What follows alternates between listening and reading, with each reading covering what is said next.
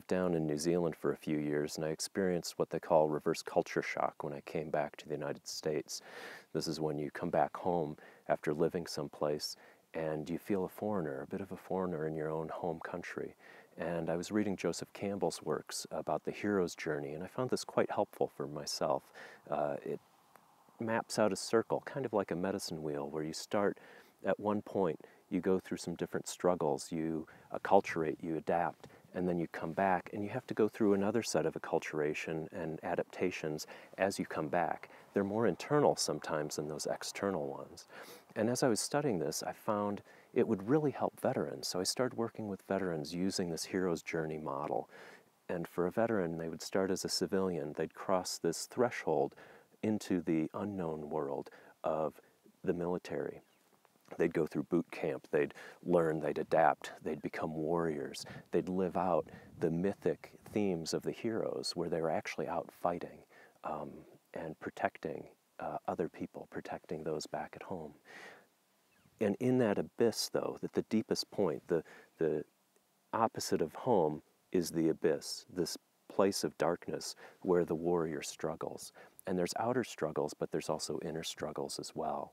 And in that place, Joseph Campbell says, the hero finds a boon. They find something within themselves or some treasure that then they must seek to return back home with so that they have something to give to society. The hero helps to transform society, but society rejects them because they have gone where people usually don't go. They've crossed this threshold.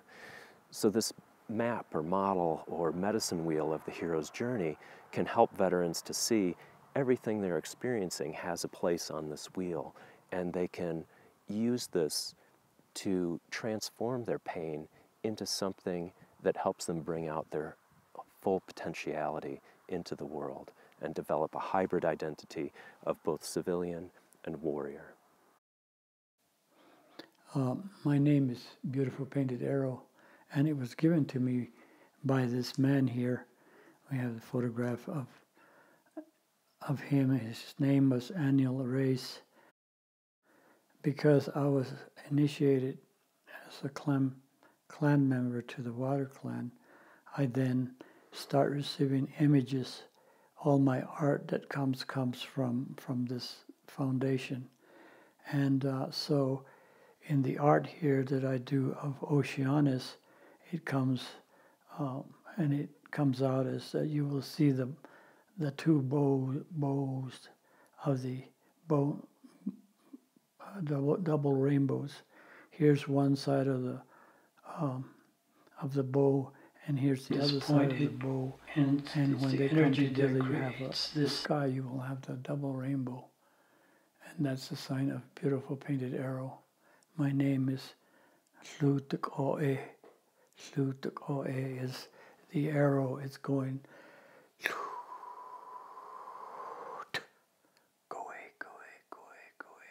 when it goes to the Koe, that's the beauty that's coming out of the rainbow. So when I saw Oceanus, he also was vibrating. The oceans were moving because his cloak was made from the ocean. It was a blue ocean, and the reason that I could see the ocean around Oceanus, who is the caretaker of all of the oceans of the universe, was because my name is Beautiful Painted Arrow, which means the double rainbow. And so this the clouds here goes around depict the clouds, and the light points to this point here. And then the rain is produced, which eventually ends up in the ocean. Before then it comes down as it heats. It's heats by the sun, and then it creates the clouds which are here, which then eventually creates the double rainbows that we see in this drawing. And Oceanus then gave me some instructions that we celebrate with a fire that would be built on the 7th of April. Every year in ancient times the Greeks used to do it, but in time the Greeks didn't do it anymore, and so he assigned me to start doing them.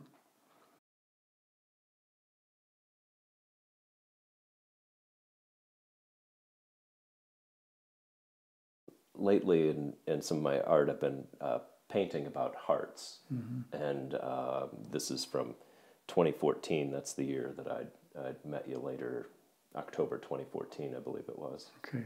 And then this is a recent one that I've done, 2016. This was specifically for the book, looking at Soldier's Heart.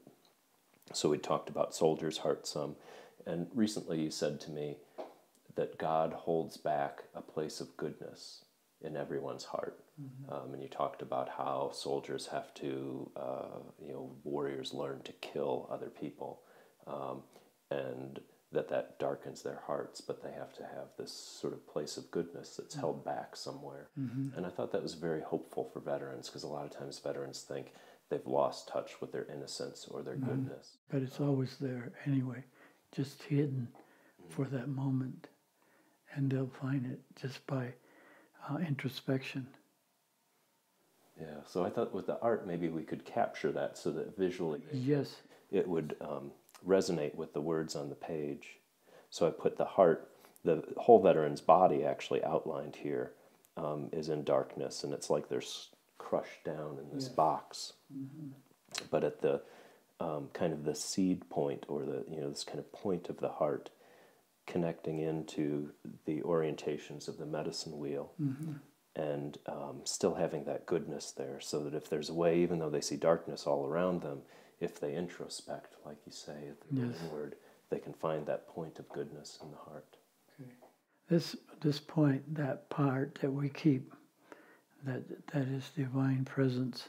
I'm just going to say that it's here for the example that I see it, that it's all around here, in this color here, and that the heart then is here, and when you have trauma, it brings trauma to this extent from here.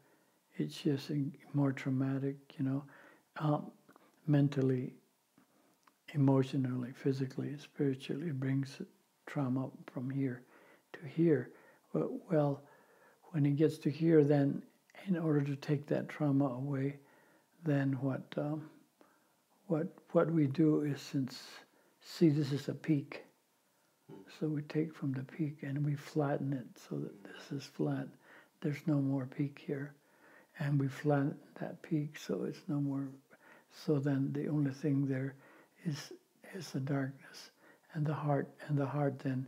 And darkness means movement and creativity and excitement and so on, because you put it in, the divine and the golden is there, and then the red road, the medicine wheel, and the dark energies all combined now in the four directions, which is what every